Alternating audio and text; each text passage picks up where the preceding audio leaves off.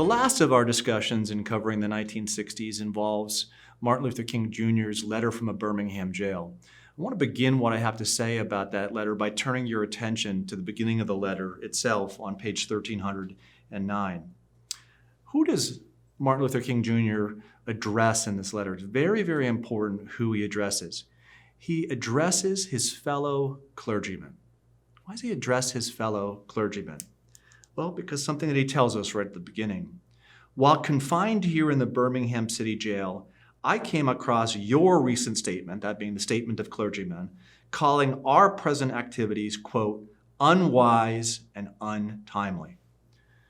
Martin Luther King Jr.'s letter from a Birmingham jail then begins by saying that he has been instructed by other religious leaders to stop what he's doing, right? Stop the nonviolent demonstrations. Stop the nonviolent protests.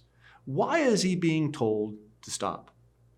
Key piece to this understanding this essay. He's being told to stop for the following reason. Other clergymen believe that it's more important to keep the peace of American society, to keep things as they are, to not rock the boat, than to make the needed changes in order to overcome what's wrong with American society. Which is why later on this same page, King says, I'm not going to follow that advice. I am in Birmingham because injustice is here. I am in Birmingham because injustice is here. What is King telling us in that statement?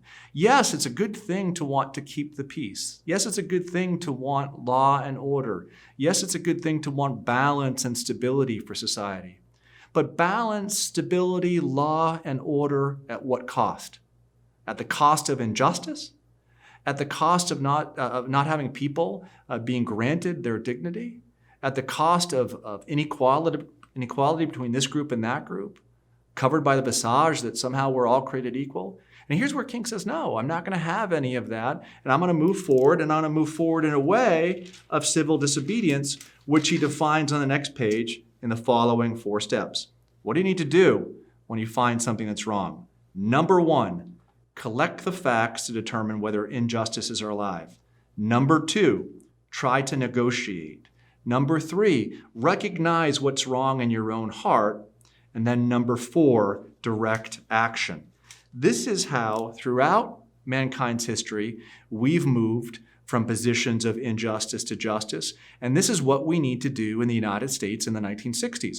We need to recognize the injustices for what they are, and we need to do what? We need to build a society that's based upon justice. Now, I want to follow up that statement by comparing then what Martin Luther King Jr. is suggesting to what is offered by Ellison, who says that I am invisible, I need to assert myself in order to be recognized, in order to be made visible. Malcolm X says, I will never be visible within a white society, neither will you. We need to create our own society in order to be visible. But what King has said is something different. Certainly there's a great amount of darkness in the American cave.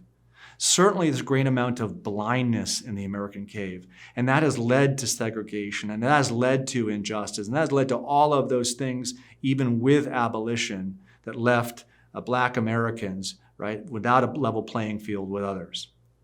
But what we need to do in this country is we as a country, building upon our definition of what justice is, building upon the Declaration of Independence, building upon our understanding that God has created all men equal, building upon all of those principles, we then need to revitalize our society. We need to make our cave better. And only by looking to the transcendent truths that were incorporated in those documents and are incorporated in the Bible, can we then, right, speak truth to power, and in doing so, overcome injustice. So 3 very different ways of dealing with injustice in the 1960s. 1, assertion and recognition. 2, a segregation of oneself. And 3, pointing to the transcendent to improve the circumstances of where things are. Not simply saying peace at the cost of injustice, right? But paying great deference to the need for a more just society.